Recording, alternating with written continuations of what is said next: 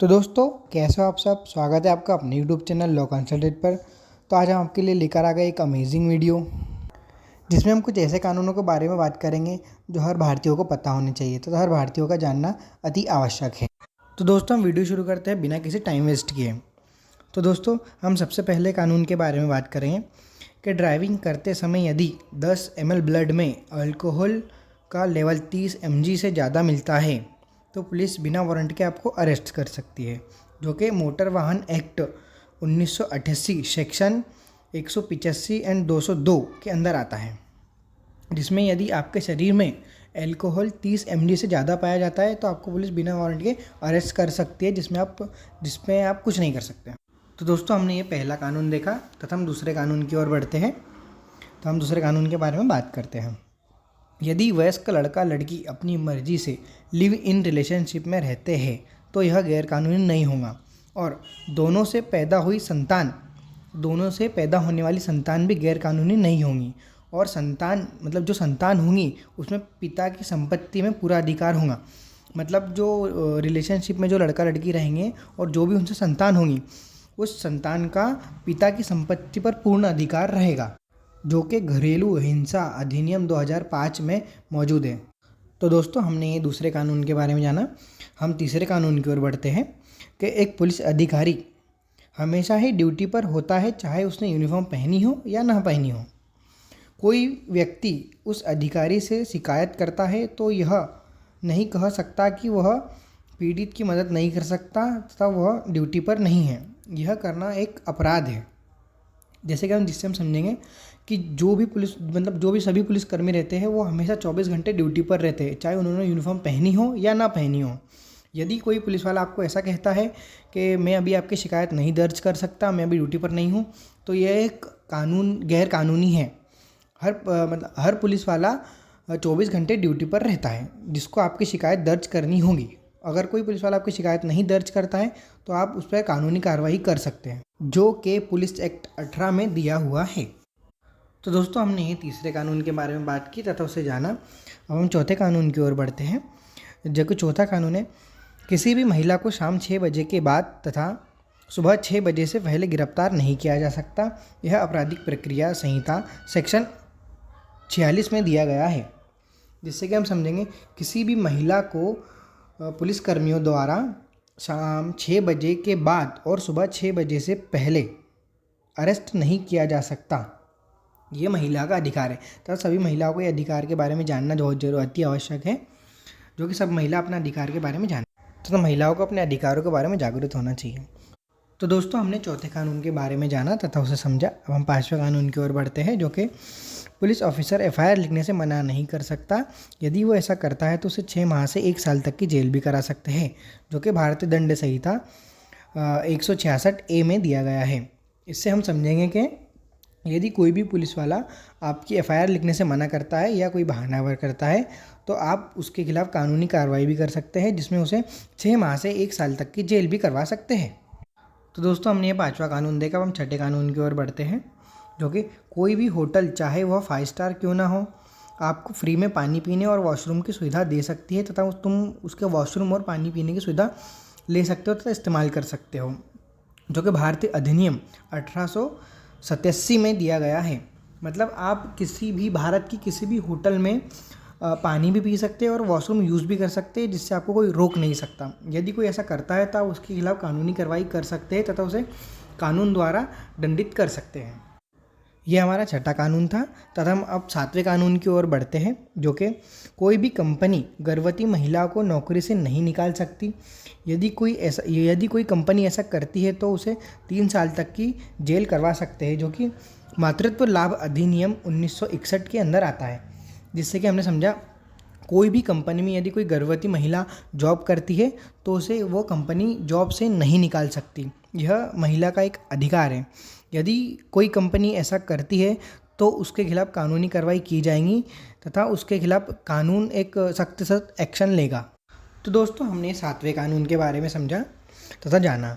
अब हम 8वें कानून की ओर बढ़ते हैं, जो कि टैक्स उल्लंघन के मामले में कर वसूली अधिकारी को आपको गिरफ्तार करने का अधिकार है, लेकिन गिरफ्तार करने के लिए गिरफ्तार करने से पहले उसको आपको नोटिस भेजना पड़ेगा। केवल टैक्स कमिश्नर यह फैसला कर सकता है आपको कितनी देर तक हिरासत में रखना है, जो कि आयकर अधिनियम 1961 में दिया हुआ है। तो दोस्तों हमने इससे ये समझा कि यदि आप कोई टैक्स उल्लंघन करते हैं तो आपको तभी अरेस्ट किया जाएगा जब टैक्स डिपार्टमेंट से आपको कोई नोटिस भेजा गया हो, और ये तय सिर्फ टैक्स कमिश्नर ही कर सकता है कि आपको कितनी देर तक हिरासत में रखना है और मतलब आपको कितना सज़ा सुनाई जाएंगी, ये कमिश्नर तय कर सकता है। और जो नोटिस भेजने की प्रक्रिया रहती है वो भी टैक्स कमिश्नर के हाथ में ही रहती है। तो दोस्तों हमने ये 8वें कानून को देखा तथा समझा। अब 9वें कानून की ओर बढ़ते हैं, जो कि तलाक निम्न आधारों पर लिया जा सकता है। हिंदू विवाह अधिनियम कोई भी पति पत्नी कोर्ट में तलाक के लिए कब अर्जी दे सकते हैं, जिसके आधार निम्न है। व्यवहारिक शादी के बाद शारीरिक रिश्ता बनाना, शारीरिक और मानसिक प्रताड़ना, नपुंसकता, बिना बताए छोड़कर जाना, हिंदू धर्म छोड़कर कोई अन्य धर्म अपना लेना, पागलपन, लाइलाज, बीमारी या संन्यास ले लेना तथा 7 साल तक अता पता ना होना।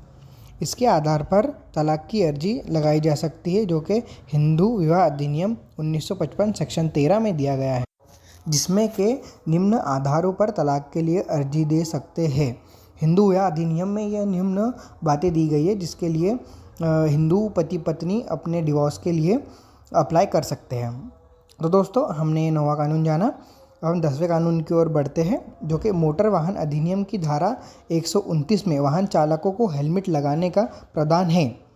मोटर वाहन अधिनियम की धारा 128 बाइक पर 2 व्यक्ति बिठाने का प्रावधान है, लेकिन ट्रैफिक पुलिस के द्वारा गाड़ी या मोटरसाइकिल की चाबी निकालने का बिल्कुल भी ऐसा कोई कानून नहीं है। यह गैर कानूनी है। यदि कोई पुलिस वाला आपकी मोटरसाइकिल की चाबी निकालता है तो यह गैर कानूनी है। इसके लिए आप चाहे तो अधिकारी के लिए कानूनी कार्रवाई भी कर सकते हैं, जो कि मोटर वाहन अधिनियम के अंदर दिया हुआ है। यदि कोई पुलिस वाला आपको किसी भी कारणवश रोकता है और आपकी बाइक की चाबी निकाल लेता है तो आप उसके खिलाफ कानूनी कार्रवाई कर सकते हैं, जो कि गैर कानूनी है। तो दोस्तों हमने 10वें कानून के बारे में जाना तथा उसे समझा। अब हम 11वें कानून की ओर बढ़ते हैं, जो कि केवल महिला पुलिस अधिकारी ही एक महिला को गिरफ्तार कर सकती है तथा थाने ले जा सकती है।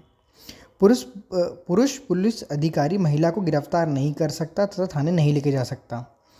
महिला शाम 6 बजे के बाद और सुबह 6 बजे से पहले पुलिस थाने जाने से इनकार कर सकती है, लेकिन एक गंभीर अपराध के मामले में मजिस्ट्रेट के लिखित आवेदन प्राप्त होने पर ही एक पुलिस अधिकारी महिला को गिरफ्तार कर सकता है, जिसमें कि महिला को पूरा अधिकार होता है कि वो शाम 6 बजे के बाद और सुबह 6 बजे से पहले पुलिस थाने जाने से मना कर सकती है।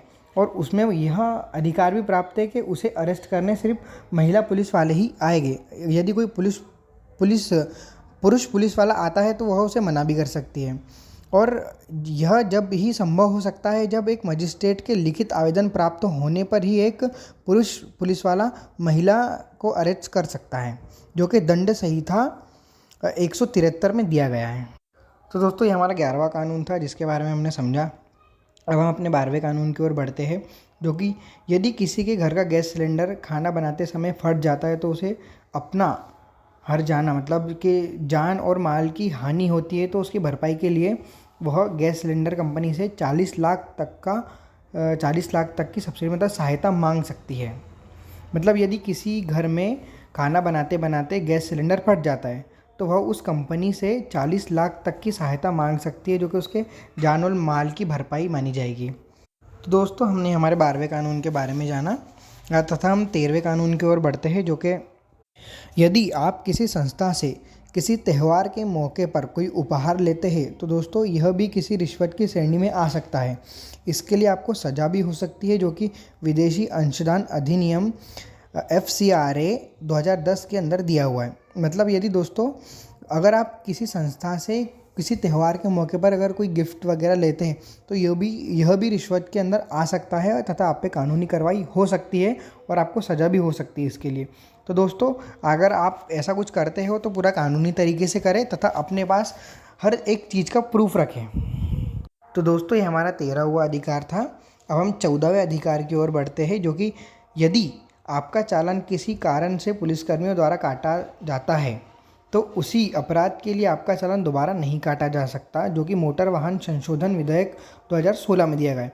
मतलब अगर यदि आपको पुलिस किसी कारणवश पकड़ती है तथा आपका चालान काटती है तो उसी चालान के लिए उस दिन आपको दूसरा चालान नहीं देना पड़ेगा। मतलब आपको उसी चालान के लिए कोई पुलिसकर्मी दोबारा आपसे चालान नहीं काट सकता तथा कोई राशि आपसे नहीं मांग सकता।